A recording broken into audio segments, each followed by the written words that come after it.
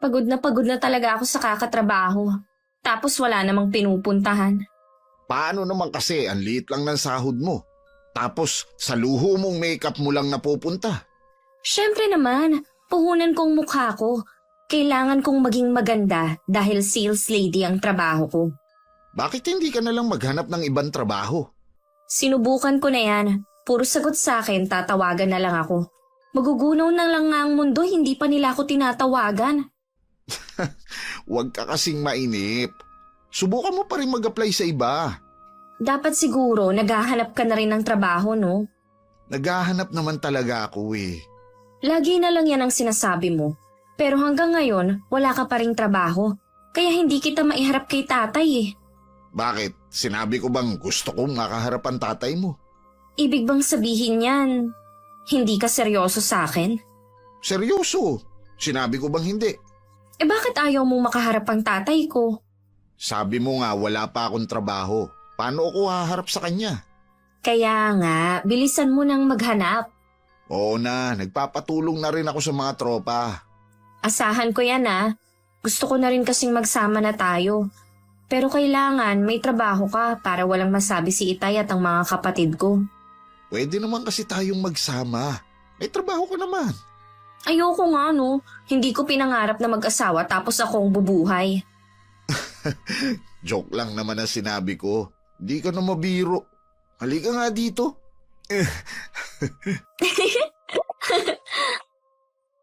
Kung gusto mong umangat sa buhay, magsikap ka at paghirapan mo ang sarili mong tagumpay. Huwag pag-interesan ng pinaghirapan ng kapatid. Dahil sa huli, ang karma ang hahabol at maniningil. Hello, Miss Gwen. Mapagpalang araw sa ating lahat. Tawagin niyo na lamang ako sa pangalang Jean, dating OFW. Dalaga pa rin sa edad na 25. Pangalawa po ako sa 4 na magkakapatid. Tubong Tarlac pero dito na sa Maynila nakatira kasama ang tatay ko at 2 kapatid. Maaga po kami naulila sa ina kaya kami ng ate ko ang tumayong nanay sa mga nakababata naming kapatid noon. Ang ibabahagi ko po ay ang kwento namin ng kapatid ko at ng pamilya namin. Tay, nandito na po ako. Oh, maaga ka yata ngayon. Hindi na tuloy kita nasundo sa may labasan. Maaga po talaga akong pinauwi ni Auntie Remy ngayon.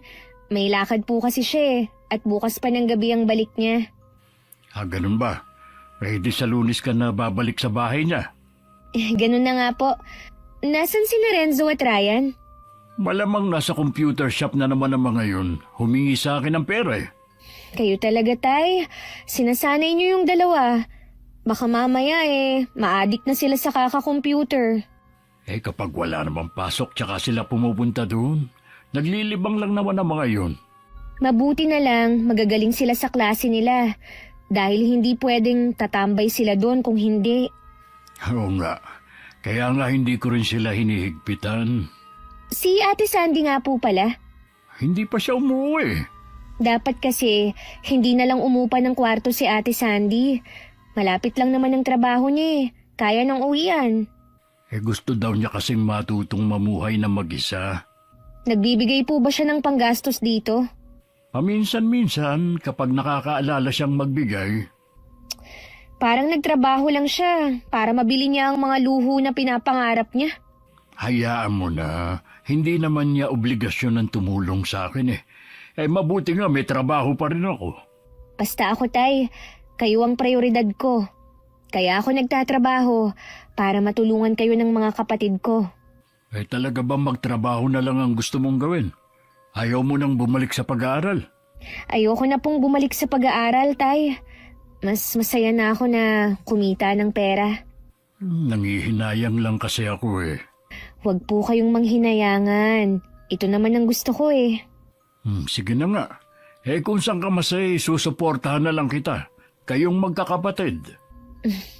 Salamat, Tay. Hindi ako kasing talino ni Ate Sandy nung nag-aaral pa kami. Madalas akong kulelat noon sa klase. 20 anyos na ako nung makatapos ako ng grade 12.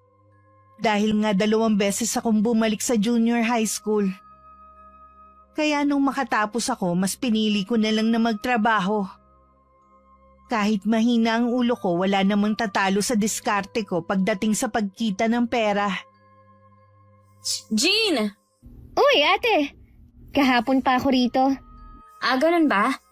Kailan ang balik mo kina Auntie Remy? Bukas pa naman ang hapon.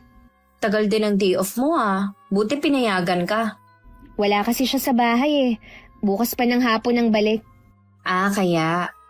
Jean, may extra ka ba dyan? Ekstrang pera ba? Oo, hihiram sana ako sa'yo. Pasensya na ate Hinati-hati ko na kay tatay at sa dalawa nating kapatid eh. Ganon ba? Sayang pala, dapat kahapon pa ako umuwi dito. May trabaho ka naman Hindi ka na naman nagbibigay dito. Bakit kinukulang ka pa? Nagbibigay naman ako dito Tsaka alam mo naman na maliit lang ang sahod ko at may binabayaran akong kwarto, no? Ikaw naman kasi ate. Bakit ka pa umupa? Malapit lang naman ang bahay natin sa mall na pinapasukan mo. Gusto ko kasing matuto sa buhay Masama ba yun? Hindi naman. Kaya lang lagi ka nalang gipit. Tapos, hindi ka pa nakakatulong dito sa bahay. Anong hindi ka dyan? Nagbibigay nga ako kay tatay. Paminsan-minsan lang naman. Madalas ikaw pa ang humihingi sa kanya ng pera Magpasalamat nga sila na nakakapag-abot ako kahit papaano sa kanila. Kung tutuusin naman, hindi natin sila obligasyon. Ang may ganyang katwiran, madalas walang malasakit at pagmamahal sa pamilya. Os talaga? Sino may sabi, ikaw? Isa na ako dun. Kasi mahal ko ang pamilya ko. Drama naman. Alam mo, wala akong pakialam kung madrama ako sa paningin mo. Pero sinasabi ko lang ang nararamdaman ko. Oo na. Ganito lang kami ni Ate Sandy magbangayan pero maya-maya lang bati na kami. Pagkatapos nga ng isang oras, nagtatawanan na naman kaming dalawa. Naiiling na lang siya na dumiretso na sa kusina namin. Maya-maya sumunod naman ako sa kanya dahil may dala siyang ulam. Siguradong isda yun na lilinisin. Ako na lang po ang maglilinis niyan, tay. Pahinga na muna kayo. Salamat, Iha. Dapat nga ikaw ang nagpapahinga Hindi yung hanggang dito sa bahay nagtatrabaho ka pa rin. Ayos lang po, tay. Masaya naman ako sa ginagawa ko Siya nga pala, wala ka bang balak na maghanap ng ibang trabaho? Hindi ko naman minamaliit ang pagiging kasambahay mo kaya ako nasabi. May plano naman po. Pero sa ngayon mas gusto kong kay Auntie Remy muna magtrabaho. Mabuti nakasundo mo ang auntie mo. May kasungitan kasi siya at strikta sa lahat ng bagay. Oo nga po Pero kapag sinunod naman ang lahat ng gusto niya, nabait naman po siya. Bukod tanging ikaw lang ang nakasundo niya. Bilib na talaga ako sa iyo, anak. Dalawa na po kayong bilib sa akin. Sino pa yung isa? Si Ate Sandy po. Magaling ka kasi makisama kahit noon pa. Nakuha mo ang ganyang ugali sa nanay mo. Nakakamiss ang inay. Sinabi mo pa. Tuwing nakikita nga kita, naaalala ko siya. Sa inyong magkakapatid kasi, bukod sa ugali, kamukha mo rin siya. Hala, si tatay naiiyak na. Hindi napuwing lang ako. Palusot pa talaga kayo Diyan ka na nga. Ikaw na rin ang magsaing Magpapahinga lang ako sa kwarto. Sige po, ako na pong bahalang mag-isip kung anong luto nito. Nagpahinga na po kayo. Alam kong palusot lang ni Itay na magpapahinga siya. Sigurado akong tititigan na naman niya ang malaking litrato ni Inay at sa kanya kakausapin. Mula kasi nang mamatay si Inay, madalas ko na siyang mahuli na ganun ang ginagawa. Bata pa naman ang tatay ko at pwede pa siyang mag-asawa. Pero pinili niyang gampanan na lang ang tungkulin sa aming magkakapatid. Jean, wala ka bang pangarap? Meron naman. Ano? Pangarap ko na makapagtrabaho sa ibang bansa. Wala ka namang tinapos, DH lang ang bagsak mo. Alam ko naman yun. Ibig sabihin balak mo ngang mag-DH? Oo, basta makapagtrabaho sa ibang bansa. Iba ka talaga, sis. Ang lakas ng loob mo. Parang hindi mo nababalitaan yung mga nangyayari sa mga OFW sa ibang bansa. Alam ko naman yan. Pero ayokong isipin ang masamang karanasan nila. Mas gusto kong isipin na mas suswertehin ako kaysa sa kanila. Mukhang sigurado ka na talaga sa plano mo, ah. May passport ka na ba? Wala pa nga eh. Nag-iipon pa ako para maayos ko na yung mga kailangan ko. Good luck sa plano mo, ha? Kapag nandun ka na, huwag mo kaming kalilimutan. Oo naman, kahit hindi mo sabihin. Sino nga palang nagbigay sa'yo ng idea na mag-abroad? E di itong kahirapan natin. Wow, ha? Akala mo naman isang kahig isang tuka tayo. Alangan naman na hintayin ko pang mangyari yun. Sa bagay nga, bilisan mo ang pag-aayos ha para makaalis ka na. Pahiramin mo ako ng pera. Bukas na bukas din eh, kukuha na ako ng passport. Ano ka? Wala pa nga akong sahod eh. Nagmamadali ka eh. O sige na, huwag ka nang magmadali. Mag-ipon ka na muna. Huwag mo muna palang babanggitin kay tatay ah. Bakit ayaw mong ipaalam? Baka kasi kontrahin niya eh. Oo nga, tsaka hindi ka talaga niya papayagan. Kahit sa dalawa nating kapatid, huwag mo munang sasabihin. Baka madulas kasi sila kay tatay eh. Matagal ko nang iniisip na mag-apply sa abroad. Yung kaklase ko kasi dati nasa Kuwait na. Okay naman daw ang mga amo niya. Hindi naman daw malulupit lahat. Lalo tuloy akong ginanahan sa pag-iipon. Hanggat maaari kasi gusto kong sariling pera ang gagastusin ko para kung sakaling makaalis man ako, wala akong maiiwang utang. Balak ng kapatid mong pumunta sa abroad. Ang lakas naman ng loob niya. Oo nga eh, bilib na ako sa kapatid kong yun. May agency na ba siya? Hindi ko alam. Sigurado wala pa. Wala pa siyang hawak na passport eh. Sana nga swertihin siya. Dahil kung hindi, baka pantay na ang paa niyang iuwi dito sa atin. Nanakot ka pa eh. Wala naman dito ang kapatid ko. Di sabihin mo sa kanya.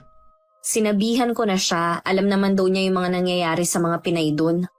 Sa bagay, sa Middle East lang naman ang delikado eh. Saan bang bansa siya pupunta? Saan pa ba? Wala naman siyang tinapos eh. Ay nako, dapat lahat na santo tawagin na niya para makahanap siya ng mabait na amo. Magtitiwala na lang ako sa kanya. Kapag naging okay naman siya sa ibang bansa, maaambunan naman ako eh. Sigurado yan. Hindi naman madamot ang kapatid mo eh. Parang mas excited pa tuloy ako na makaalis siya. Bakit hindi mo kaya siya pautangin para makapag-asikaso na? Kita mo nga na kulang yung sinasahod ko tapos ipapautang ko pa. Relax, huwag ka magalit. Mabuti pa umuwi ka na sa inyo, pinapainit mo na naman yung ulo ko eh. Bahala ka na nga dyan.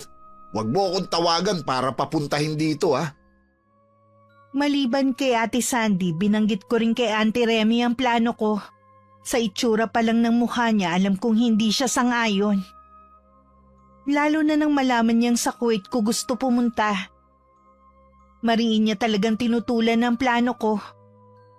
Sa Maynila na lang daw ako pumunta kaysa sa bansang yun. Hindi ko lang inaasahan na sasabihin niya yung kay Itay para lang mapigilan ako sa plano ko. Ay, si Andy talaga. Akala ko pa naman kakampi ko siya. Sumbungera din pala. Kakampi mo naman siya pero hindi sa plano mong ito. Tay, kaya ko lang naman gustong mag-abroad. Para din sa pamilya natin. Ang sabi ko sa'yo dati, maghanap ka ng ibang trabaho, hindi mag-abroad. Sayang din po kasi. Habang bata pa sana ako, para makaipon agad. Hindi mo man lang naisip na wala na nga ang nanay mo. Pati ikaw, gusto mo na rin yatang sumunod sa kanya. Tay, sa ibang bansa lang po ako pupunta at hindi sa langit. Pero kapag napunta ka sa malupit na amo, siguradong susunod ka na talaga sa nanay mo. Grabe kayo. Dapat maging positibo naman kayo. Dahil pati si Auntie Remy puro masama ang naiisip na mangyayari sa akin dun. Huwag mo nang ituloy ang plano mong yan, ha? Hindi kita papayagan kahit anong mangyari. Kahit po pwede nating ikayaman ang pag-abroad ko. Kahit na. Basta ayoko yung plano mo. Kapag pinagpilitan mo, itatakwil kita. Grabe naman kayo, Tay. Itatakwil na agad. Hindi ako nagbibiro, anak. Oo na po. Mabuti na rin yung nagkakaintindihan tayo. Kahit tutol si Itay, buo pa rin ang loob ko na ituloy ang plano. Alam ko namang hanggang salita lang si Itay. Hindi naman talaga niya ako itatakwil.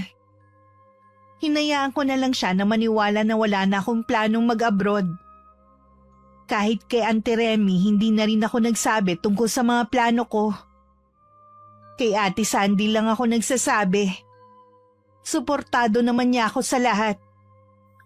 Ituloy mo lang yan. Huwag mo silang intindihin, lalo na ang Itay. Kapag nandun ka na, magbabago rin ang opinyon nila. Salamat, ate, ah. Mabuti ka pa. Naiintindihan ako. Alam ko naman kasi na para din sa pamilya natin ang plano mo. Siya nga pala, baka wala kang perang panggastos ha. May alam akong pwedeng utangan. Huwag na.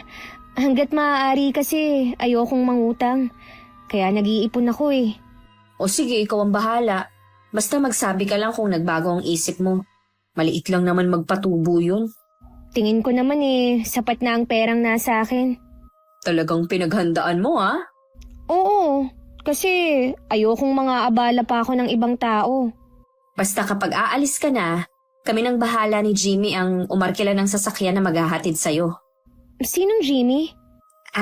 Boyfriend ko. Iyon ba yung anak ni Mang Hill? Oo, kilala mo pala ang tatay niya. Silang mag-ama ang kilala ko. Bakit naman sa dami ng lalaki na pwede mong juwain eh, yun pa? Grabe ka naman sa boyfriend ko. Tambay lang kasi ang lalaking yun eh. Baka nga ikaw pa ang gumagastos kapag nagdi-date kayo. Naghahanap na siya ng trabaho. Ewan ko lang.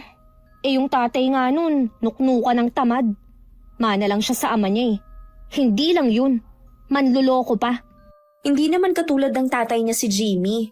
Buong buhay niya wala pa siyang nilokong tao. Talaga lang ha. Baka naman ikaw ang kauna-unahan niyang maluloko kung sakali. Huwag ka namang ganyan kay Jimmy. Hindi mo pa nga siya nakakaharap ng personal. Hinusgahan mo na agad ang pagkatao niya. Hindi ko siya hinuhusgahan no. Yun talaga ang pagkakakilala sa kanila dito sa lugar natin. Alam ba ni tatay ang tungkol sa inyo? Hindi eh. Hindi naman nagtatanong ang tatay kung may boyfriend ba ako eh. Ate, kahit hindi nagtatanong si tatay, dapat sinasabi mo pa rin. At dapat na pinapaakyat mo ng ligaw. Hindi yung kung saan-saan lang kayo nagkikita. O baka naman magkasama na kayo sa iisang bahay. Kaya siguro, mas gusto mong mangupahan no? Hindi ah. Ako lang ang mag-isa sa inuupahan ko. Sus, maniwala ako sa'yo. Di wag. Hindi ka na lang kasi umamin eh. Kung gusto mo, pumunta ka pa sa inuupahan ko para malaman mong totoo. Bakit pa? Kailangan mo lang naman magsabi eh. Dahil kung hindi, isusumbong kita kay tatay. Di magsumbong ka. Akala mo naman natatakot ako sa'yo ha? Sige, hinahamon mo ko ah. Sa inis ko kay Ate Sandy, pag uwi ni Itay galing sa trabaho, hindi pa man siya nakakaupo para magpahinga. Sinumbong ko na agad ang kapatid ko sa pakikipagrelasyon niya kay Jimmy. Kaya naman tinawagan agad ni Itay si Ate Sandy na umuwi ng bahay. Ako naman bumalik na sa bahay ng tiyahin ko para makaiwas sa galit ng kapatid ko. Para kasing nakikinikinita ko na ang mangyayari. Totoo ba na boyfriend mo ang Jimmy na yun? Ha? Tay, siguro si Jean ang nagsabi sa inyo, no? Hindi na mahalaga kung sino ang nagsabi. Sa dinabi-dami ng mga lalaki, bakit yung Jimmy pa na yun? Tay, siya talaga ang gusto ng puso ko. Baka naman nadala ka lang ng kagwapuhan niya. Maganda naman po ako ha. Wala namang masama kung gwapo ang pipiliin ko. Walang problema kung gwapo basta yung matino. Yung may trabaho, hindi yung dakilang tambay lang. Baka mamaya nagmana pa yun sa ama niya. Mabait po si Jimmy at naghahanap na po siya ng trabaho. Wala lang talagang mahanap. Baka naman namimili rin gaya ng ama. Hindi po tay. Hinihintay na nga lang niya na tawagan siya eh. Gusto kong iharap mo sa akin ang lalaking yun. Gusto kong malaman kung seryoso ba siya sa'yo. Matanda na ako, Tay. Pwede ba huwag niyo na akong pakialaman? Anak kita, natural lang na pakikialaman ko ang buhay mo. Anong gusto mo? Mapariwara na lang? Sige na nga po, papupuntahin ko na dito si Jimmy. Pakiusap ko lang sa inyo, Tay, harapin niyo siya ng maayos. Basta maayos din siyang haharap sa akin. Kung hindi pa kinulit ni tatay ang kapatid ko, hindi pa niya papupuntahin ang boyfriend niya sa bahay namin. Tanghali na nung dumating ang dalawa. Nagmano naman si Jimmy kay tatay. Formal din naman ang damit nito. Halatang pinaghandaan ang pagpunta sa amin. Hindi na ako magpapaligoy-ligoy pa. Ano ba ang intensyon mo sa anak ko? Mahal ko po ang anak nyo. Katunayan po niyan handa ko siyang pakasalan. Hinihintay ko lang po na tanggapin niya ang alok ko. Bakit? May trabaho ka na ba? Naghahanap naman po ako. Ang lakas naman ang loob mong sabihin na pakakasalan mo ang anak ko. Wala ka naman palang trabaho. Gaya nga po na sinabi ko, naghahanap na ako. Dapat kasi trabaho muna ang hinanap mo bago girlfriend. Dati naman po akong may trabaho. Kaya nga ako sinagot ni Sandy. Nung kami na, tsaka naman ako nawalan. Ay, ayusin mo muna yung buhay mo bago ka ulit humarap sa akin. Mang Felipe naman, maayos naman po ang buhay ko Ano pa ba ang dapat ayusin? Naisip mo ba? Paano kung mabuntis mo bigla ang anak ko? Ano ipapakain mo? Sige nga. Hindi naman po siguro. Nag-iingat naman kami ni Sandy Ano sabi mo? Huwag po kayong mag-alala. Pananagutan ko naman si Sandy kung sakaling mabuntis ko siya. Hindi ko siya tatakbuhan. Maniwala kayo sa akin. Ay, wala na rin naman akong magagawa. Hindi ko naman kayo pwedeng paghiwalayin. Sana lang, tuparin mo yang pangako mo. Makakaasa po kayo, Mang Felipe. Parehong nakahinga ng maluwag ang dalawa sa naging desisyon ni Itay. Habang nagsasaya naman ang kapatid ko at boyfriend niya, abala naman ako sa pag-aasikaso ng mga dokumento na kailangan ko. Ilang beses rin akong lumuwas para pumunta sa agency. Nakausap ko na rin ang magiging employer ko sa Kuwait. Mukha namang mabait ang mag-asawa kahit mata lang nung babae ang nakikita. Nang sigurado na ang pag-alis ko, tsaka ako nagpaalam kay Auntie Remy na bakas ang pagkabigla sa muka. Hindi niya inaasahan yun. Sa huli, binasbasan na rin niya ang nalalapit kong pag-alis. Si Itay na lang ang dapat kong kausapin. Alam kong hindi magiging madali na harapin siya. Pero kailangan kong magpaalam sa kanya. Paalis ka na sa 1 linggo? Opo, Itay. Akala ko ba nagkaintindihan na tayo na hindi ka aalis? Oo nga, Tay. Kaya lang po, sayang kasi yung oportunidad 3 taon lang naman ang kontrata ko Akala mo yata ganun lang ang 3 taon. Napakatagal noon, anak. Kaya naman handa akong magtiis. Alang-alang sa pamilya natin. Gusto ko po kasi na mabigyan kayo ng magandang buhay. Baka ginagawa mo ito para sa sarili mo. Kontento kami ng mga kapatid mo kung anong meron. Ikaw ang hindi makontento. Tay naman. Oy, sige, umalis ka. Mula ngayon, wala na akong pakialam pa sa'yo. Hindi mo na rin naman ako pinakikinggan Nakikiusap naman po ako sa inyo. Intindihin niyo naman po ako. Lagi ko naman kayong iniintinding magkakapatid. Ang gusto ko lang naman, sama-sama tayo. Mahirap ba namang hingin yun sa inyo, ha? Magkakasama nga po tayo. Pero mahirap naman ang sitwasyon natin. Hindi naman masama kung mangangarap ako, di ba?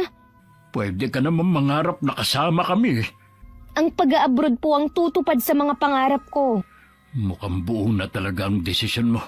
Bahala ka na. Tay, ayoko pong umalis na may sama kayo ng loob sa akin. Sa tingin mo, mabilis lang mawawala ang sama ng loob ko sa ginawa mo, ha? Alam ko po na hindi ganun kadali. Pero ayoko pong umalis na mabigat ang dibdib ko. Galit pa rin ako sa ginawa mo. Pero babasbasan pa rin kita para maging ligtas ang biyahe mo. Dahil galit si Itay, hindi niya ako pinayagan na sa bahay muna mamalagi.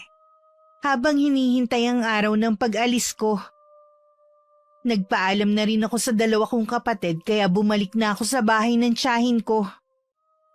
Doon na rin ako dinalaw ni Ate Sandy para makapagpaalam sa akin. Ikaw na ang bahala kay na tatay at sa dalawa nating kapatid ha, ate. Huwag kang mag-alala, akong bahala sa kanila. Hindi ko sila pababayaan. Sa'yo ko na rin ipapadala ang pera na para sa kanila.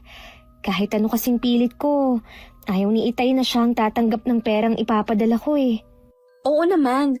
Siya nga pala, kung gusto mo kapag nakakaipon ka na, kumuha tayo ng hulugan na lupa dito sa atin o kahit anong investment. Para pagbalik mo, meron kang naipundar. Eh paano yun maipapangalan sa akin? Wala naman ako dito. May tiwala ka naman siguro sa akin. Sa akin na lang muna ipapangalan tapos pagbalik mo, tsaka ako ililipat sa pangalan mo. Ang dali lang nun. Oo nga ate, yun naman ang rason kung bakit ako mangingibang bansa. Kung dito lang kasi ako, malabong makapagpundar ako. Samantalahin mo habang mura pa ang mga lupa dito sa lugar natin. Sige ate, sa'yo ko na ipapaubaya ang lahat ah. Magpapadala na lang ako sa'yo ng pera. Dumating ang araw ng pag-alis ko. Hindi na rin ako nagpahatid kay Ate Sandy. Baka kasi hindi ko kayanin. Mas gusto ko sana buong pamilya ko ang maghahatid sa akin pero hanggang ngayon galit pa rin sa akin si Itay. Nag-chat na lang ako sa kanya pero wala man lang sagot. Baon ng pag-asa na matutupad ko na rin ang pangarap ko, lumipad ako sa bansang Kuwait para magtrabaho bilang kasambahay. Tay! Tay! Nandito ako sa may likod. Eh bakit ba kung makasigaw ka parang may sunog sa kapitbahay? Kasi po tay, nagpadala na po si Jean ng pera. Ganun ba? Bakit parang hindi kayo masaya? Hindi ako interesado sa pera. Ang gusto kong malaman kung kumusta na ang kapatid mo doon. Nakakakain ba siya ng maayos? Mabait ba mga amo niya? Hindi ba siya minamaltrato? Isa-isa lang po ang tanong. Hindi ko naman kasi masasagot ng sabay-sabay yan eh. Eh di isa-isahin mo ang sagot. Bilisan mo na. Okay naman po si Jean doon. Mabait na istrikta daw po ang mag-asawa na walang anak. All around po ang trabaho niya at may 4 na aso siyang inaalagaan. 2 maliit at 2 malaki. Hindi daw siya masyadong nakakagamit ng cellphone dahil bawal po. Bakit kaya ayaw siyang paggamitin ng cellphone? May mga ganon talagang amo tay. Ang mahalaga, hindi siya minamaltrato at hindi rin ginugutom. Sa bagay nga. Kaya lang baka mabait ang amo niya kasi bago pa lang siya doon. Huwag na kayong nega tay. Basta maayos ang lagay ni Jean doon. Huwag na po kayong mag-alala. Kunin niyo na tong pera na padala niya. Bakit maliit yata ito? Akwan po kasi nag-iipon daw siya dahil balak niyang bumili ng lupa dito sa atin. Talaga? Akala ko po ba tay hindi kayo interesado sa pera? Hindi nga. Nagtataka lang naman ako Kaya sa susunod, tanggapin niyo na lang ang perang pinapadala ni Jean. Huwag na kayo mag-inarte pa. Oo na. Sabi naman niya, tayo ang dahilan kung bakit niya naisipang mag-abroad. 3 buwan na ako sa Kuwait nang makipag-usap na sa akin si Itay. Sobrang saya ko noon dahil sa wakas bati na kami ng tatay ko. Kahit naho-homesick ako, masaya na rin ako dahil alam kong hindi na siya galit sa akin. Nawawala na rin kahit papano ang pagod ko sa maghapon tuwing nakakausap ko sila. Habang nagtatrabaho ako, tiwala naman ako na pinapadala lahat ng sahod ko kay Ate Sandy. Nakakita na raw kasi siya ng lupa na binibenta sa lugar namin. Lalo tuloy akong sinisipag sa pagtatrabaho dahil sa mga plano namin. Ang swerte mo sa nabili mong lupa. Pwede mo dyan tayuan ng bilyaran o kahit anong gusto mong ipatayong negosyo. Itatanong ko muna kay Jean kung anong gusto niyang gawin sa lupang to. Hindi naman kasi sa akin to kaya hindi ako pwedeng magdesisyon. Di ba sa'yo nakapangalan yan? Sa akin nga, pero hindi ko pera ang ipinambili ko. O ikaw pa rin ang legal na nagmamay-ari nito dahil nakapangalan sa'yo. Kung ako, hindi ko na ito ibibigay sa kapatid mo. Huwag mo nga akong turuan na maging sakim ha. Ay, tinuturuan lang kita maging praktikal. Saan banda ang pagiging praktikal doon, Aber? Pag nanakaw ang gusto mo Hindi Isipin mo na lang. Pagkakataon na natin to para magkaroon ng sariling lupa. Ang kapatid mo, marami pa siyang pagkakataon para umasenso. Tayo din naman eh. Tamad ka lang kasing magtrabaho. Bakit naman sa akin napunta ang usapan? Baka sakali kasing matauhan ka na. Kailan ka ba magbabago ha? Nangako ka pa naman kay Itay pero hanggang ngayon wala ka pa ring trabaho. Nag-uumpisa ka na naman eh. Baka uwi na nga. Diyan ka magaling ang umiwas. Babalik na lang ako kapag nagbago na yung isip mo. Hindi mo mababago ang isip ko. Hindi ko magagawang lokohin ang sarili kong kapatid. Ilang araw nang laging nahihilo si Ate Sandy. Tuwing umaga din, lagi siyang naduduwal kahit wala pa naman laman ng tiyan niya. May hinala na siya kaya nagmadali siyang nagpa-check up. Tama nga ang hinala niya. Buntis siya at 2 buwan na ang kanyang dinadala. Magkahalong tuwa at kaba ang nararamdaman niya. Agad niyang tinawagan si Jimmy para ipaalam ang kanyang kondisyon. Kahit si Jimmy natuwa sa binalita sa kanya ni Ate Sandy. Ang kailangan nilang gawin, magsabi kay Itay. Bakit ang aga nyo naman pumunta rito? Kasi po tay, may sasabihin kami ni Jimmy sa inyo. Ano naman ang sasabihin nyo? Tatay Felipe, hihingiin ko na po sana ang kamay ni Sandy. Di ba ang sabi ko sa'yo, hanggat wala kang maayos na trabaho, hindi mo pwedeng pakasalan ang anak ko. Paano po yan? Buntis na po si Sandy. Alangan naman na hindi ko panagutan. Ano ka mo? Binuntis mo ang anak ko?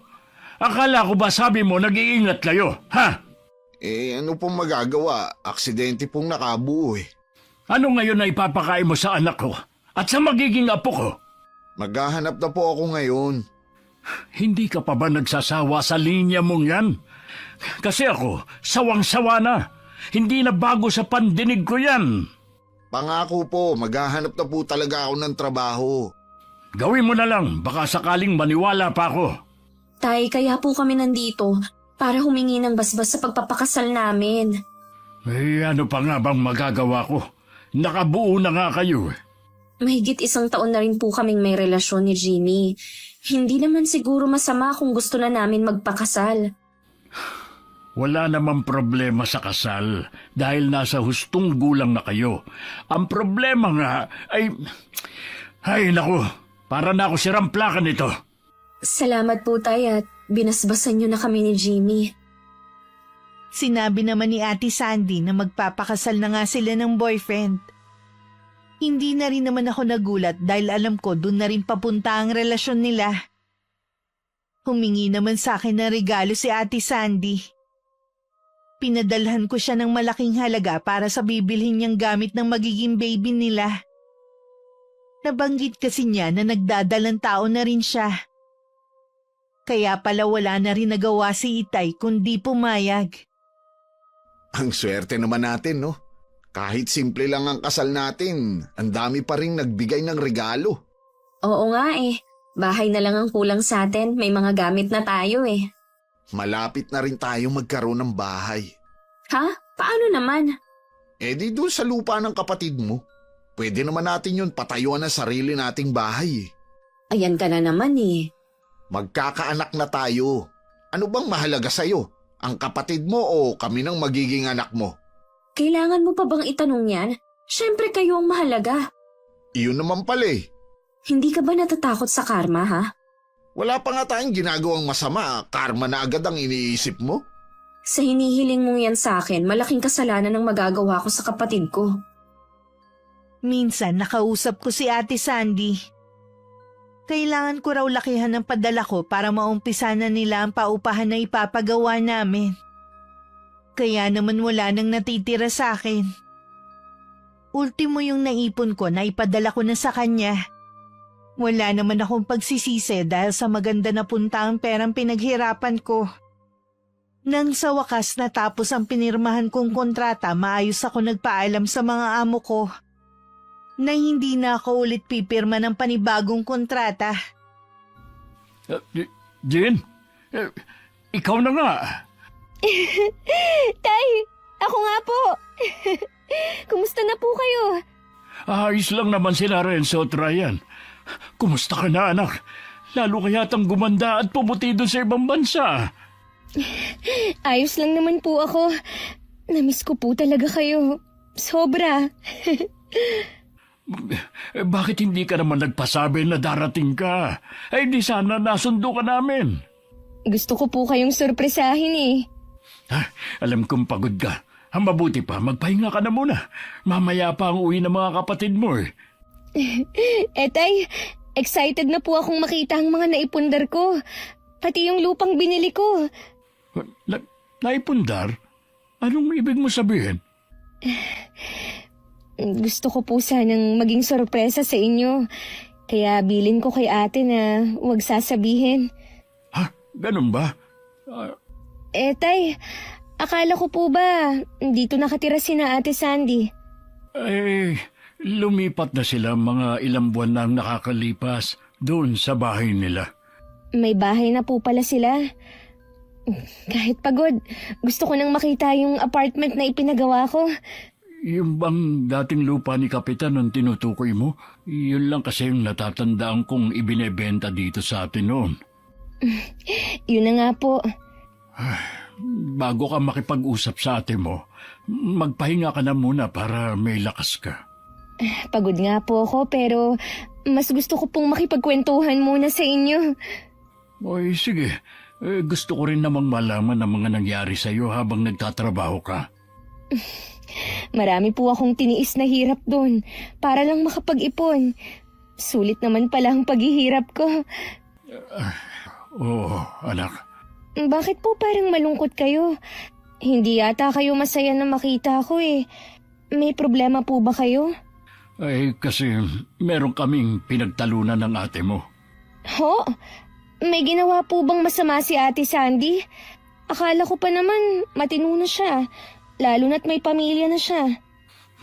Nahawa na siya doon sa asawa niya. Ano po ba ang ginawa nila na ikinagalit niyo? Anak, ang ate mo, ginawa ko naman lahat para mapigilan siya. Sila ng asawa niya, pero mas nangibabaw ang kasamaan nila. Tay, ano po ba ang ginawa nila? Sabihin niyo na po. Alam ko na pinapadala mo lahat ng pera mo sa kanya. Oo nga po. Dahil plano namin na bumili pa ng mga lupa dito sa atin. Maganda po ang plano namin. Para po yun sa atin. Huwag ka nang umasa sa ate mo. Wala na siyang balak ibigay ang para sa'yo. Ano po? Hindi totoo yung sinasabi niyo. Hindi po ako lolokohin ni ate. Kung may labang ka, gawin mo para lang makuha ang para sa'yo. Susuportahan kita. Hindi yun magagawa ni ate. Nalukuhin ako. Kung alam lang niya ang hirap at pagtitiis na ginawa ko. May mga gusto kong bilhin para sa sarili ko. Pero hindi ko ginawa. Dahil gusto ko, buong may padala ko sa kanya. Patawarin mo ko, anak. Kung hindi ko napigilan ang ate mo sa masama niyang plano. Noon nagpapagawa na sila ng bahay. Doon ko lang din nalaman ang lahat. Hindi po ba paupahan ang ginawa nila? Hindi. Nagpagawa sila ng bahay. At alam ko meron silang babuyan na tatay ni Jimmy ang nangangasiwa. Hindi nila pwedeng angkinin ang pinaghirapan ko. Babawiin ko ang pag-aari ko. Hindi ko nga alam kung bakit naging ganun ang ugali ng ate mo. Kahit pagod sa mahabang biyahe, nuna ko munang puntahan si Ate Sandy bago ako magpahinga. Sana lang nagkakamali si Itay. Pagdating, isang maliit na bahay ang nakatayo pero maganda ang yari. Meron din tindahan sa harapan ng bahay. Magdo-doorbell na sana ako nang lumabas si Jimmy. Nung una hindi niya ako agad namukhaan. Nang makilala, biglang nanlaki ang mga mata niya. Oh, bakit para kang nakakita ng multo dyan? Kailan ka pa dumating? Ngayon lang. May nakarating kasi sa akin na balita, kaya dito agad ako nagpunta. Totoo nga pala. Inaasahan ko pa naman na may 4 na pintong apartment na dito. Hindi bahay na may tindahan pa sa harapan. Huwag kang manggulo dito. Walang ate mo at bukas pa siya makakauwi. Oo nga. Ako pa talaga ang sinabihan mong wag manggulo. Umalis ka na. Marami pa akong gagawin. Hindi ako aalis dito. Hanggat hindi nyo pinapaliwanag ang nangyari. Walang dapat ipaliwanag. Hindi namin obligasyon ng ate mo na magpaliwanag. Anong wala? Akin ang bahay na ito. Sarili kong pera ang ipinagawa nito. Bakit nyo inaangkin? Eh bakit may ebidensya ka, ha? Oo, yung mga resibo ng perang pinapadala ko. Yun lang? Sa amin ng ate mo nakapangalan ng bahay na to. Conjugal property to. Ang kapal naman ng mukha mo para sabihin na conjugal property. Nilupa sa pasunga, wala kayo ng ate ko eh. Maayos ang pag-uusap namin ng ate ko bago ako umalis. Bakit niya ako niloko? Ay, naku, wala kaming alam sa sinasabi mo. Baka ibang tao ang nanloko sa'yo. Talaga palang ubod ka ng sama. Binilog mo siguro ang ulo ni Ate Sandy para lokohin ako, no? Huwag kang mambibintang dyan, ha? Baka kung anong magawa ko sa'yo. Alam mong hindi ako nang bibintang lang. Ay, mas maingay ka pa sa ate mo eh. Saan ka pupunta? Bumalik ka rito! Ano ba? Hindi ka ba titigil sa pag-iiskandalo mo dito, ha? Hindi ako titigil hanggat hindi nyo ibinabalik ang sakin! Kakasuhan ko kayo! Bahala ka sa gusto mong gawin. Wala akong pakialam. Naiyak na lang ako nang maiwan ako sa labas ng gate. Bigong umuwi ako sa amin. Awang-awa naman sa akin si Itay habang umiiyak ako sa sama ng loob. Nang mga oras na yun, kalmado lang naman si Jimmy. Habang takot na takot si Ate Sandy nang malamang nakauwi na ako. Ito na nga bang sinasabi ko kapag umuwi siya. Anong gagawin natin? Huwag kang matakot. Wala naman siyang katibayan na kanya to kahit maghabol pa siya. Anong wala ka dyan? Paano mo ipapaliwanag ang pinapadala niyang pera? Wala naman siya sinabi na para yun sa pagbili ng bahay na to. Alam natin, padala yun para sa tatay niyo. Siguradong galit na galit sa atin si Jean. Kahit na magwala pa siya sa galit, wala na siyang magagawa pa. Kailangan ko siyang harapin. Hindi habang buhay mapagtataguan natin siya. Ay, bahala ka. Basta panindigan mo ang naging plano natin, ha? Oo naman. Ayoko na ulit bumalik sa pagtatrabaho. Tapos napakaliit ng sahod. Iyon naman pala eh. Hayaan mong magmukhang tanga yung kapatid mo. Wala naman nakakaalam na may ganun kayong usapan eh. Nagbibihis ako sa kwarto ko ng mga oras na yun dahil balak ko na naman puntahan si Ate Sandy. Kinatok ako na nakababata kong kapatid at sinabing nasa sala ang ate namin. Dali-dali akong lumabas para harapin siya. Nakatayo at nakatalikod siya sa gawi ko. Habang palapit ako, pinasadahan ko siya ng tingin. Halata sa pananamit nito at straight na buhok na hindi na siya katulad ng dati. Nang humarap siya kahit dito lang naman sa amin, todo makeup siya. Para talagang pinamumukha niya ang estado niya sa buhay. Sis! Buti naman nakauwi ka na. Huwag kang makalapit-lapit sa akin. Hindi ko kailangan ng yakap at beso-beso mo. Ang sungit mo naman, ang tagal mo ngang nawala eh. Ipaliwanag mo nga kung anong nangyari sa mga plano natin. Anong plano? Huwag ka nang magmaang-maangan pa. Alam mo ang tinutukoy ko. Hindi ko nga alam ang sinasabi mo. Sige, itanggi mo. Lahat gagawin ko para bawiin sa'yo ang mga kinuha mo. Wala ka namang ibinibigay sa akin eh. Anong babawiin mo? Pwede ba, Sandy? Huwag mo nang pahirapan ng kapatid mo. Ibalik mo na lahat ng kinuha mo sa kanya. Wala po akong kinukuha sa kanya. Kusa niya yung binigay sa akin. Yun na nga dahil akala niya mapupunta sa mabuti. Malay ba naman ng kapatid mo na aangkinin mo pala? Wala namang ebidensya si Jean na kanya yung bahay na naipundar namin. Sa akin yung nakapangalan. Kaya ako sa'yo ipinangalan. Dahil alam mong hindi ako makakapirma. Usapan natin na ililipat mo rin sa pangalan ko. Oras na umuwi ako. Kung ako sa'yo, Jean, mag-abroad ka na lang ulit. Mag-ipon ka ulit. Bata ka pa naman. Nakikiusap ako sa'yo, ate. Ibalik mo na sa akin ang pinaghirapan ko. Akin yun.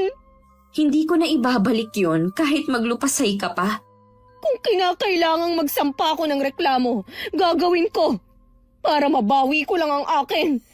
Gawin mo kung anong gusto mo. Ito lang ang tandaan mo. Gagastos ka lang ng malaki. Ikaw lang naman ang maaabala. Anong klase kang kapatid, Ate Sandy? Ganyan ba talaga ang ugali mo? O nahawa ka na sa asawa mo? Huwag mo na nga madamay-damay ang asawa ko. Wala naman siyang kinalaman dito eh. Wala. Siya nga ang dahilan kaya nagawa mo akong lokohin. Maawa ka naman sa kapatid mo, Sandy. Para matapos na to, ibalik mo na ang kinuha mo sa kanya. Huwag kang makinig sa asawa mo. Hindi, Tay. Sa pagkakataong to, sarili ko naman ang iisipin ko at kapakanan ng pamilya ko. Lagi nyo na lang iniisip ang babaeng to. Palibhasa kasi, siyang paborito ninyo. Pantay-pantay lang ang trato ko sa inyong magkakapatid. Alam mo yan. Ikaw nga ang mas pinapaborang ko sa inyo dahil ikaw ang panganay. Oo nga, sa amin ni Jean akong pinagtapos nyo. Naibigay nyo lahat ng kailangan ko pero ramdam ko na si Jean pa rin ang mahalaga sa inyo. Walang ibang magaling at mabait na anak sa inyo kundi siya. Ikaw lang ang nag-iisip niyan. Ni minsan nga hindi kita inobliga na tumulong sa amin ng mga kapatid mo. Si Jean, lagi siyang may kusa. Tayo ang prioridad niya kesa sa sariling kaligayahan. Tapos kaiinggitan mo pa siya? Hindi ko po kinaiinggitan si Jean. Anong hindi? Ano yung sinasabi mo ngayon, ha? Sinasabi ko lang naman na walang mahalaga sa inyo kundi itong boba niyong anak. Ang kapal mo naman para tawagin akong boba. Baka nakakalimutan mo na dahil sa pagtitiis ko sa ibang bansa, masarap ang buhay na tinatamasa nyo. Ito ang kabayaran sa ginawa mong pangaagaw ng atensyon ni tatay sa akin mula bata. Demonyo ka talaga! Kakalbuhin kita! Walang yaka! Bitiwan mo ang buhok ko! Ultimo pagpapaganda nitong buhok mo! Galing din sa perang padala ko! Bitiwan mo sabi! Tama lang kakalbuhin kita! Tama na! Tumigil na kayo! Para kayong hindi magkapatid! Hindi na po talaga! Pagkatapos ng ginawa niya! Pati kapatid namin na abala sa labas na papasok dahil sa pag-aaway namin. Kasama si tatay, pilit kaming pinaghiwalay. Bitiwan niyo ako! Hindi pa ako tapos sa babaeng yan! Buwisit ka! Balak mo ba akong kalbuhin? Huli ka rito! Hindi lang basta kalbo! Aalisin ko pati anit mo! Pagbabayaran mo tong ginawa mo. Ikaw ang magbabayad ng malaki dahil sa ginawa mo! Mabuti pa umalis ka na, Sandy. Wala ka rin naman palang balak makipag-ayos sa kapatid mo. Wala talaga! Magsama-sama kayo sa bulok na bahay na to. Ang yabang mo na porke maganda na ang bahay mo! Itong tatandaan mo! May karma din ang ginawa mo! Hindi na nahiya si Ate Sandy na tapunan kaming lahat ng masamang tingin bago umalis. Nang sumunod na araw, pumunta ulit ako sa bahay ng ate ko pero kahit anong tawag ko, hindi nila ako hinarap. Naglabas din ako ng saloobin ko kay Auntie Remy.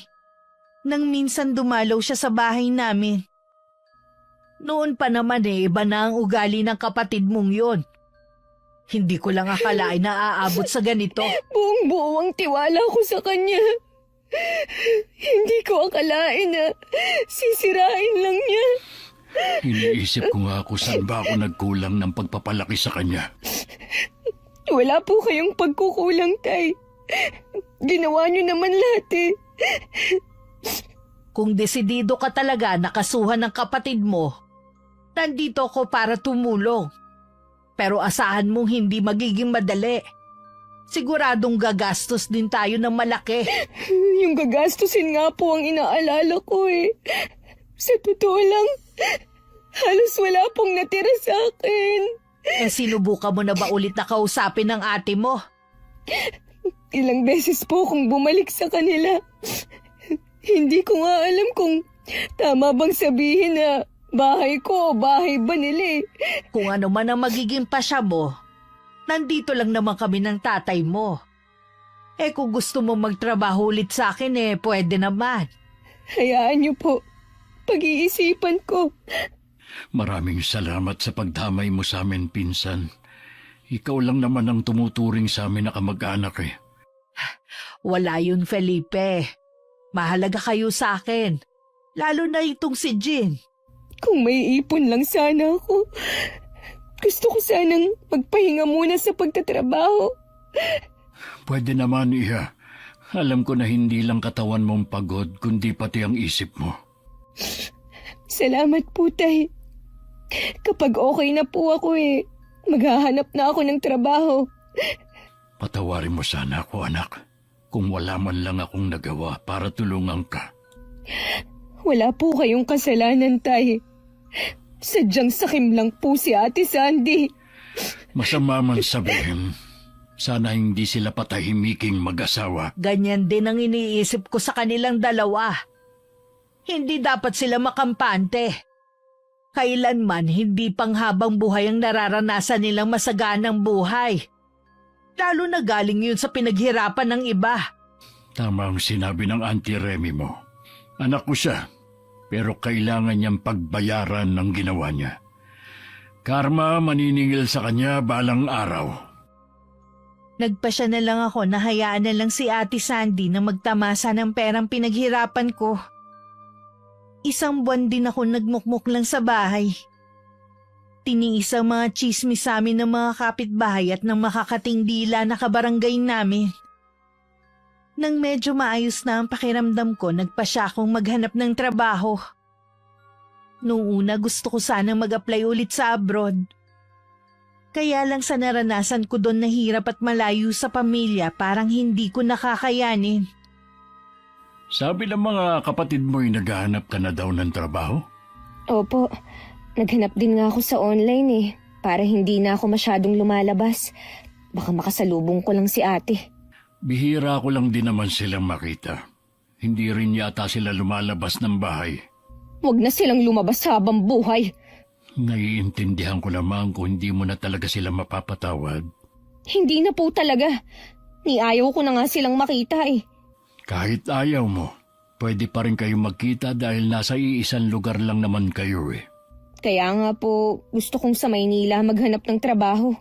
Sabi ng kaibigan ko, pwede ko raw po subukan sa call center.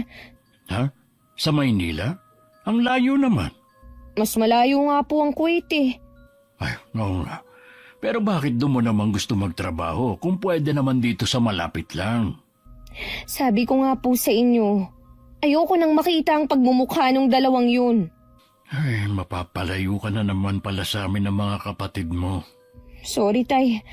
Ito lang kasi ang naiisip kong paraan para makalimutan ko ang ginawa ni Ate Sandy. Naiintindihan kita, anak. Basta kapag natuloy ka sa pagtatrabaho mo doon, huwag kang makakalimot na tumawag sa Panginoon na gabayan ka lagi, ha? Pasensya ka na, anak, kung hindi ko to nasabi sa iyo nung pumunta ka ng ibang bansa. Ayos lang, Tay. Galit naman kasi kayo noon Tsaka, hindi naman niya ako pinabayaan nung nasa abroad ako. Sa kabila ng matinding pagsubok sa iyo, patuloy ka lang maniwala at manalig sa kanya. Nasisiguro ko na meron siyang mas magandang plano sa iyo. Huwag mong isipin na katapusan na para sa iyo ang nangyari.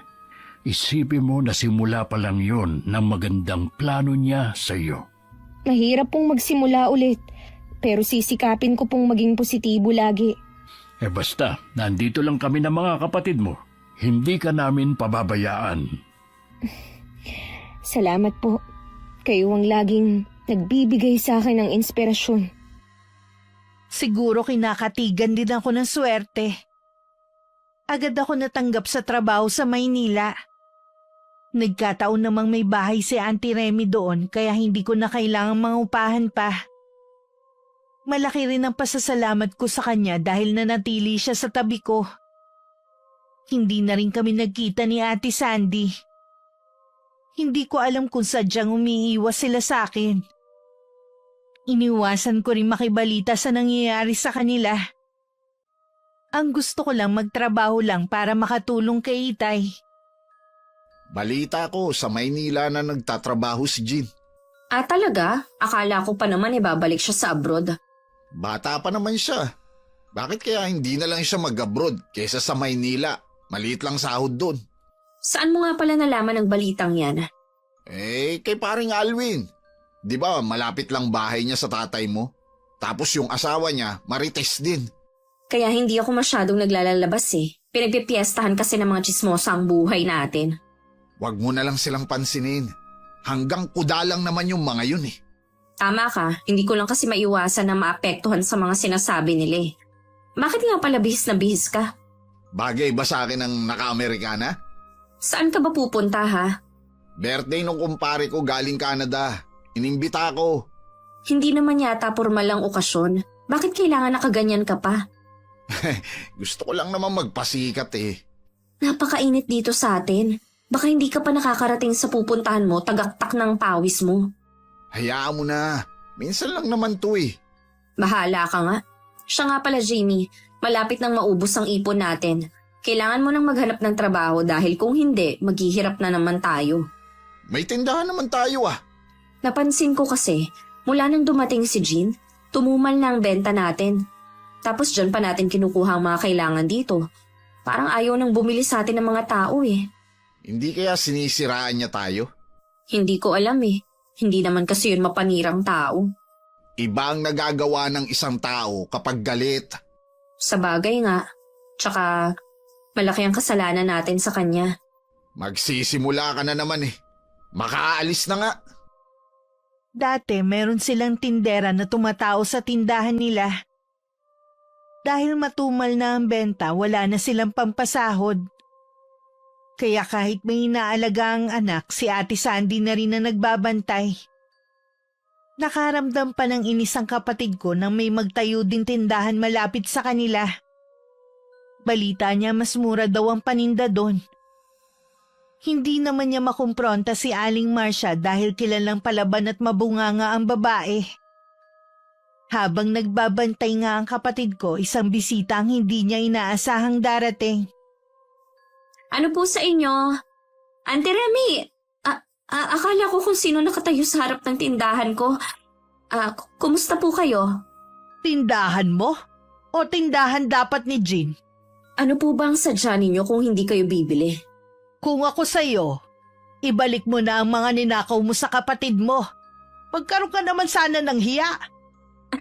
Anong ninakaw? Wala po akong ninakaw sa kapatid ko. Dahan-dahan po kayo sa pagsasalita nyo ha. Binabalaan kita. Ibalik mo kay Jean ang mga to. Dahil kung hindi, pareho kayong magsisisi na mag-asawa. Kawawa naman ang anak nyo kung maagang mauulila. Pwede ba? Bago mawala ang respeto ko sa inyo, umalis na kayo. Baka malasin pang negosyo ko sa inyo eh. Huwag mong sabihin na hindi kita binalaan. Sinabi na nga umalis na kayo eh. Tanda-tanda nyo na pakialamera pa rin kayo. Nagpupuyos pa rin sa galit si Ate Sandy kahit wala na ang tiyahin namin. Lalo pang nakadagdag sa inis na nararamdaman niya nang makarating ang balita na yung mga dati naming kamag-anak na malayo sa amin nakikipaglapit na. Personal pa nga kaming inimbita sa reunion ng pamilya. Inimbita ba tayo sa reunion nyo? Hindi, sinatatay lang. Nakasalubong ko nga yung pinsan ko kahapon. Wala naman siyang binanggit. Pumunta na lang tayo. Ganun ba talaga kakapal ang mukha mo, ha? Ano bang masama kamag-anak ka naman. Kahit kailan talaga mahilig ka sa mga okasyon. Imbis na paghahanap ng trabaho ang iniintindi mo. Hayang ka na naman Baka akala mo hindi nakarating sa akin ang nangyari sa mga pinaalagaan nating baboy sa tatay mo. Yun ba? Mga napeste nga. Kaya kailangan ulit magsimula. Saan naman tayo kukuha ng panimula? Wala na akong hawak na pera. Kita mo nga, wala nang laman ng tindahan natin. Ibenta na lang kaya natin ang bahay na to. Ano ka mo? Yan lang ba ang naiisip mong solusyon, ha? At saan tayo sa tingin mo titira? Para nga makapagsimula tayong muli. Pwede naman tayo sa bahay ng mga magulang ko Alam mong maraming nakatira sa bahay tapos makikisiksik pa tayo. Pansamantala lang naman Maghanap ka kasi ng trabaho. Yun ang naiisip ko na solusyon sa problema natin. Bahala na. Anong bahala na? Talaga bang kaya mo kaming tiisin na magutom ng anak mo? Kilala na kasi tayo na nakakaangat sa buhay. Tapos malalaman ng mga tao na naghahanap ako ng trabaho. Ano na lang ang sasabihin ng mga tao nun? Ang sasabihin pa talaga ng mga tao ang inaalala mo kaysa sa kalagayan natin. Natural.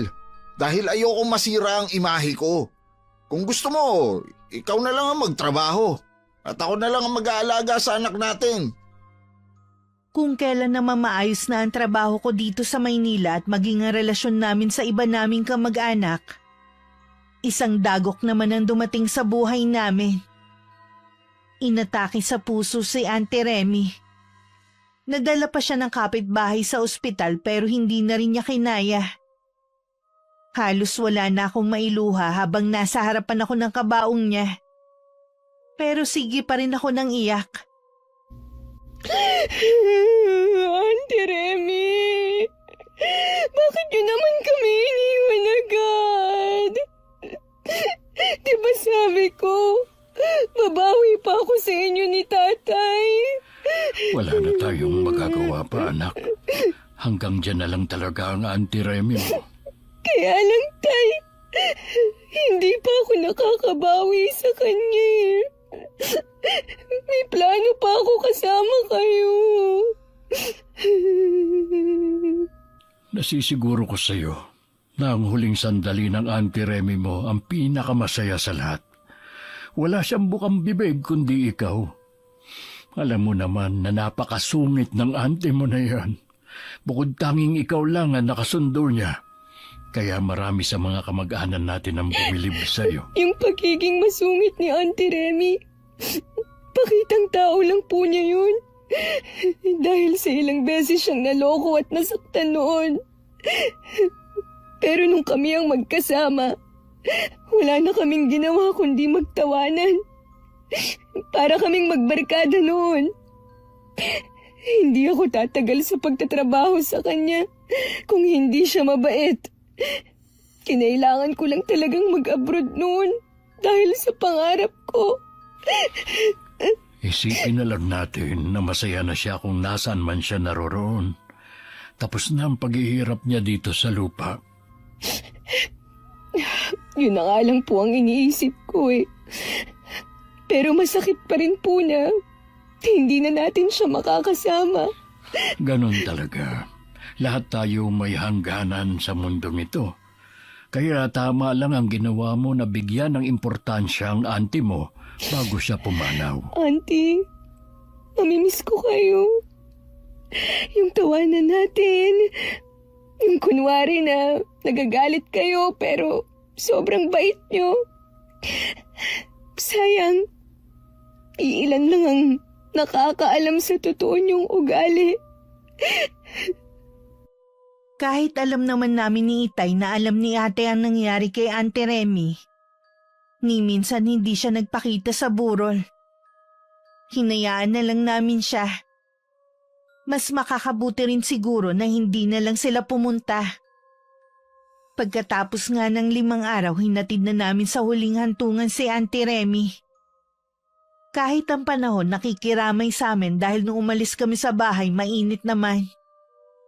Nang malapit na kami sa sementeryo, tsaka naman bumuhos ang ulan.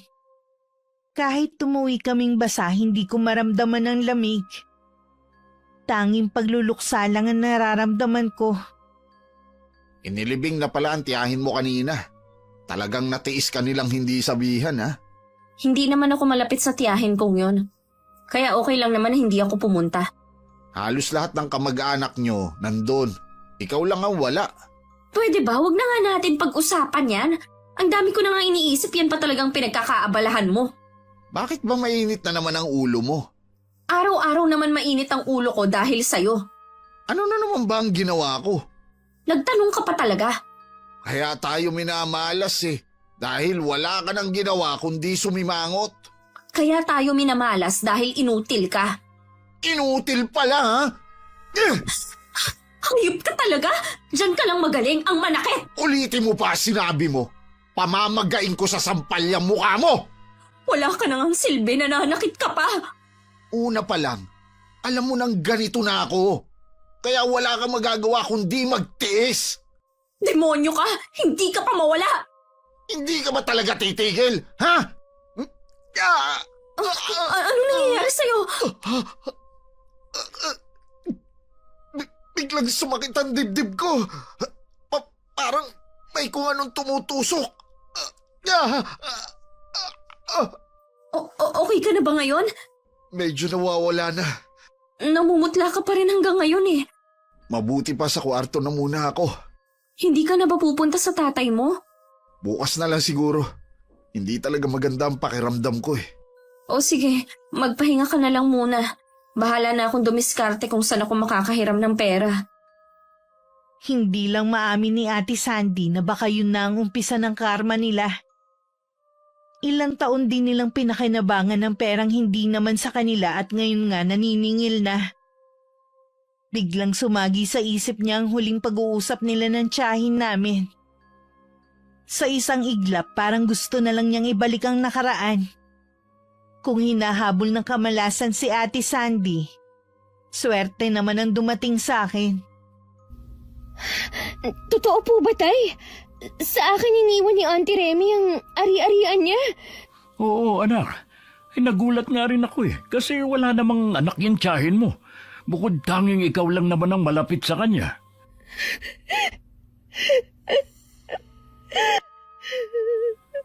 Oh, bakit ka naman umatungal na parang baka dyan? Hindi mo ba gusto ang ginawa ng tiyahin mo? Hindi lang po ako makapaniwala. Kaya ako umiiyak. Nandito na nga pala ang susi ng bahay ng tiyahin mo. Pwede nating bisitahin kung kailan mo gusto. Parang hindi ko pa po kaya na pasukin ang bahay niya. Ang dami kasing alaala dun eh. Tutal naman, sa Maynila ka naglalagi. Pwede mong paupahan ang bahay niya. Pwede rin po. Kesa walang nakatira. Kahit mahirap. Sige tay, puntahan natin. Para maiayos na rin ang mga gamit sa loob at makapaglinis na rin. Nakakalungkot man na nawala ang tiyahin mo. Naging daan naman ito para makaahon ka. Ngayon ko po lalong napatunayan kung gaano niya ako kamahal. Alam na rin ng mga kamag-anak natin at masaya sila para sa iyo. Hindi naman po pala ganun kasasamahang mga kamag-anak natin eh. Oo nga, minsan talaga hindi maganda yung mauunang panghuhusga dahil lang sa hindi tayo pinapansin. Oo nga po. Nung reunion nga po, ang saya nating lahat. Doon ko sila mas lalong nakilala. May kasalanan din naman ako. Dahil sa agwat ng katayuan ng buhay natin sa kanila, parang nahiya na akong makipaglapit. Pero pagkatapos ng reunion, lagi na kami nagbabatian ng mga pinsan ko. Ganun din po ako. Biglang nawala ang ilangan. Oh, paano? Bukas na tayo pumunta sa bahay ng tiyahin mo. Magpahinga ka na muna. Kinabukasan nga pagkatapos ng almusal pumunta na kami sa bahay ni Auntie Remy. Sa bungad pa lang ng pinto nangingilid na ang mga luha ko. Kahit saan sulok ng bahay naaalala ko si Auntie. Tama lang siguro ang sinabi ni Itay na paupahan na lang namin ang bahay na ito. Hindi ko rin kasi kakayanin na tumira dito dahil baka malunod lang ako sa lungkot. Nakita ko nagtungo sa may kusina si Itay. Ako naman pinasok ko ang kwarto ni Auntie. Iyon ang kauna-unahang pagkakataon na mapapasok ko yun.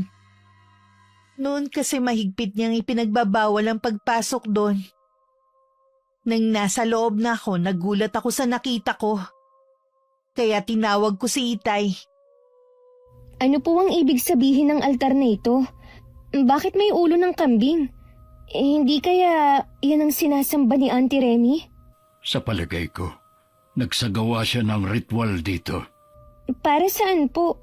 Ang gamit na nandito ginagamit sa orasyon para tawagin ang prinsipe ng kadiliman. Hindi ko alam na may alam sa karunungang itim si Ate Remy. Ibig niyo pong sabihin, mangkukulam siya? Ganun na nga. Pero sino kaya ang kinulam niya? Kahit ganun po na masungit si Auntie Remy, wala naman po siyang nakakagalit dahil ilag nga sa kanya ang mga tao. Nung hindi pa kami nagkakakilala ng nanay niyo, may balita na kumakalat dati sa lugar na ito na ang nanay daw ni Ate Remy may alam sa karunungang itim. Pero wala namang makapagpatotoo hanggang sa namatay na lang siya. Hindi po kaya si Auntie ang nagmana ng kaalaman ng kanyang ina? Ganun lang nga yun. Dahil hindi inaasahan ang kamatayan niya, hindi niya na naitago ang lihim niya. Iniligpit na namin ang mga gamit na nandun. At inilibing na namin sa hukay ang mga gamit niya sa pangungulam. Si tatay na rin na nakipag-usap sa pare para mabindisyonan ng buong bahay bago namin papinturahan.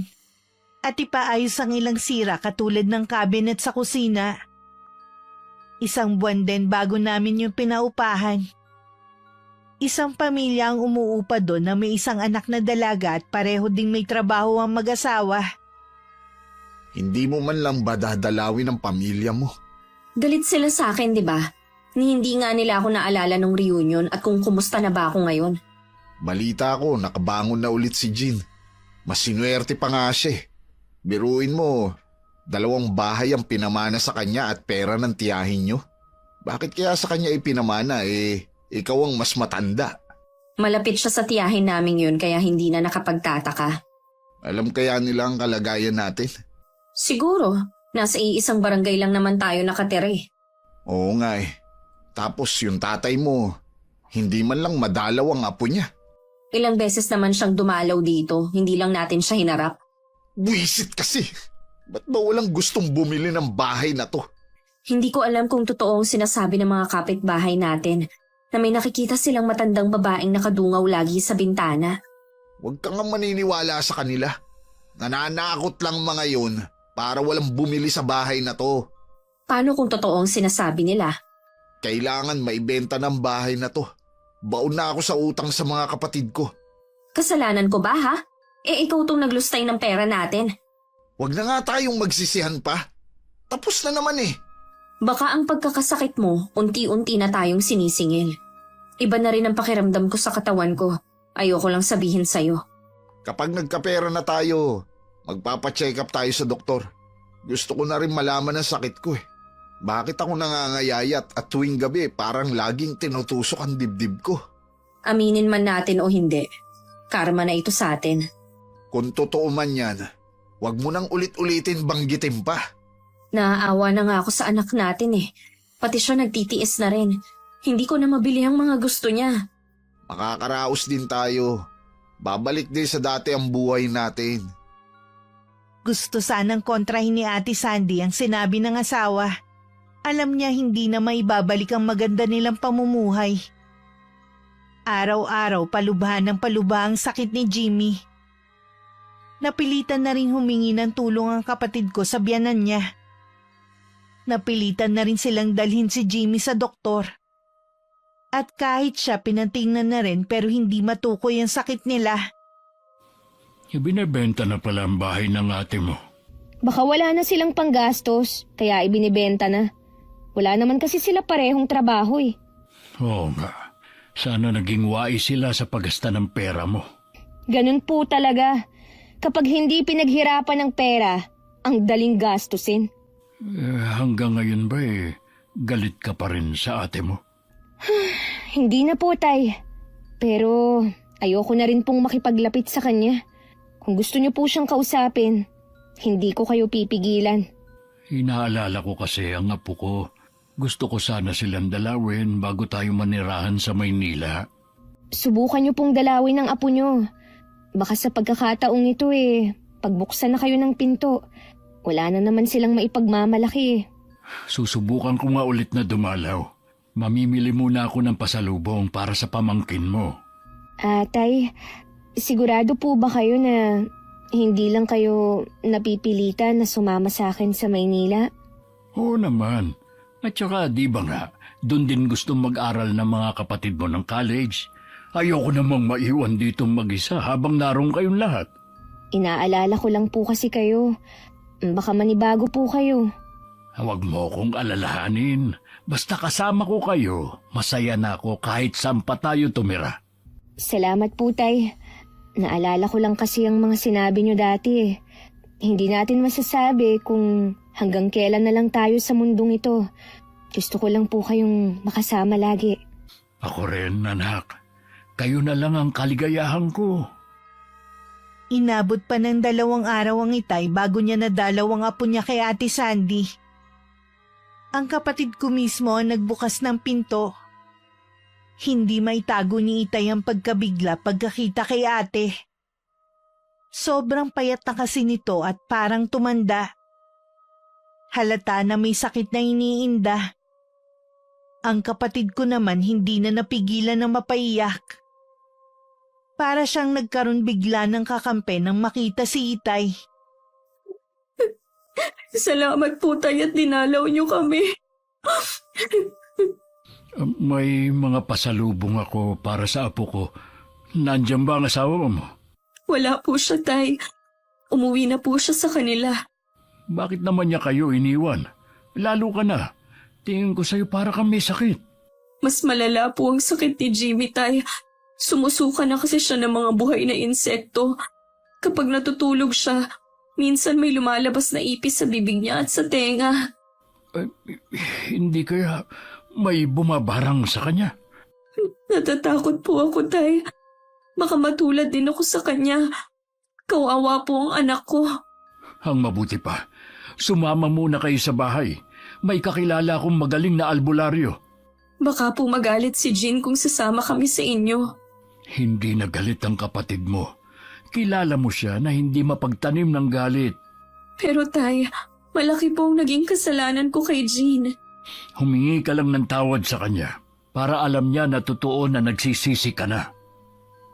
Nang araw ding yun, isinama ni Itay ang kapatid ko at pamangkin sa bahay namin. Nagulat din ako nang makita ang itsura ni Ate Sandy. Kahit may konti pa akong hinanakit sa kanya para yung yelong natunaw. At napalitan ng awa. Susunduin ko lang sa kabilang barangay si Katonyo. Yung albularyo po? Oh, may palagay kasi ako na kinukulam ang ate mo.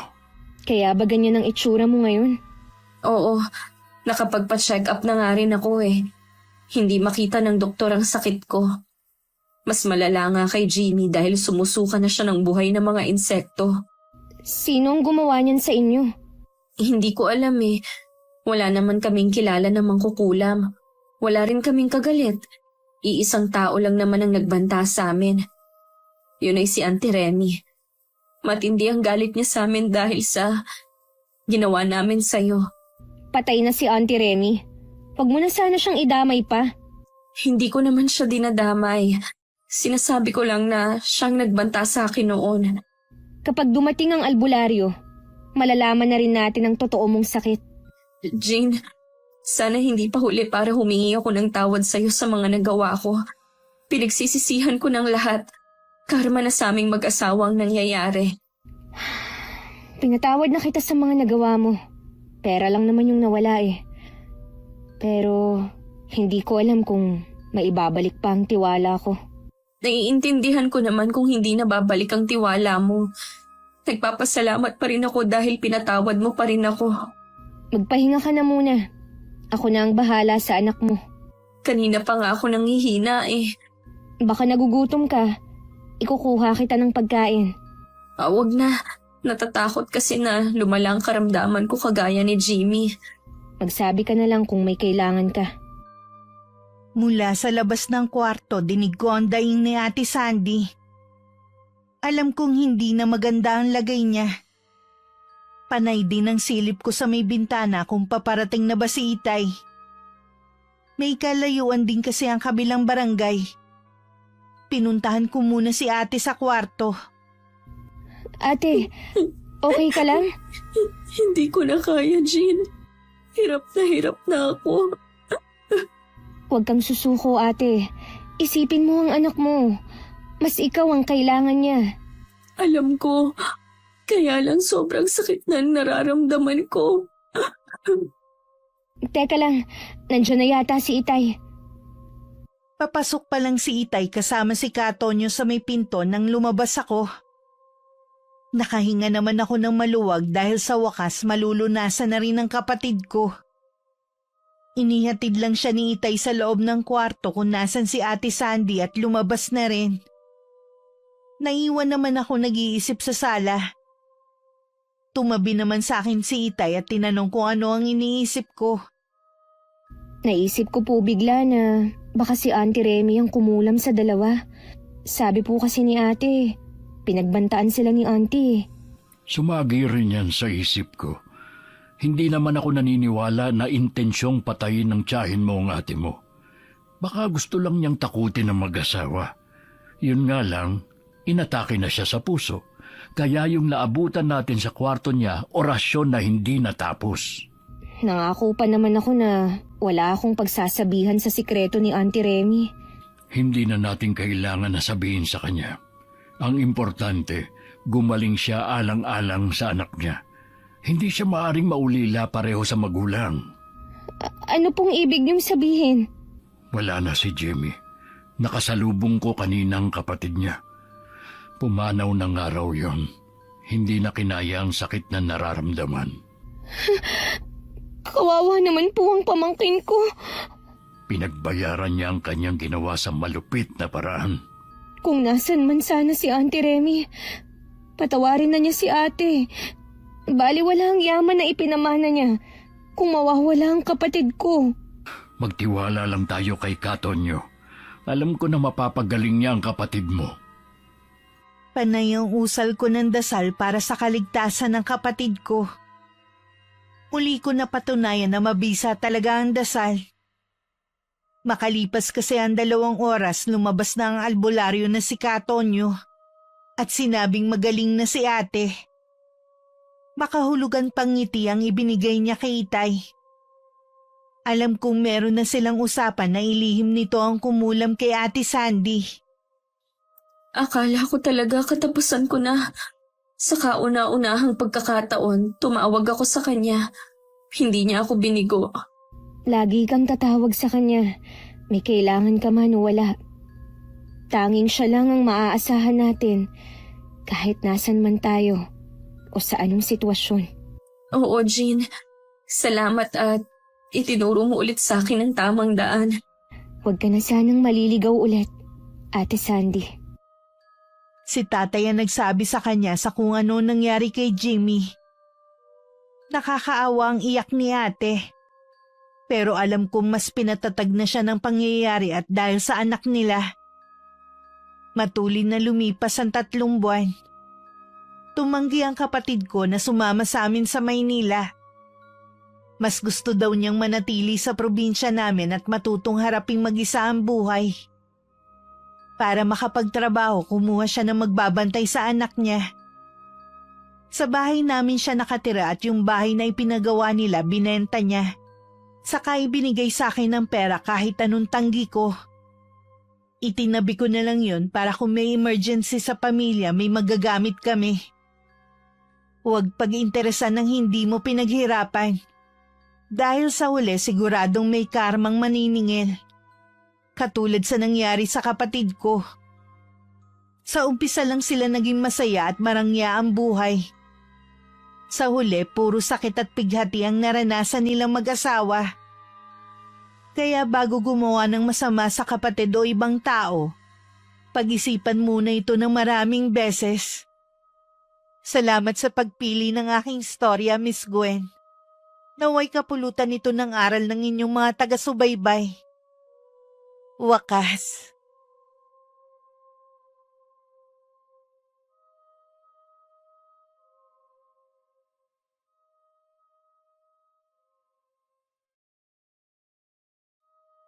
Pagod na talaga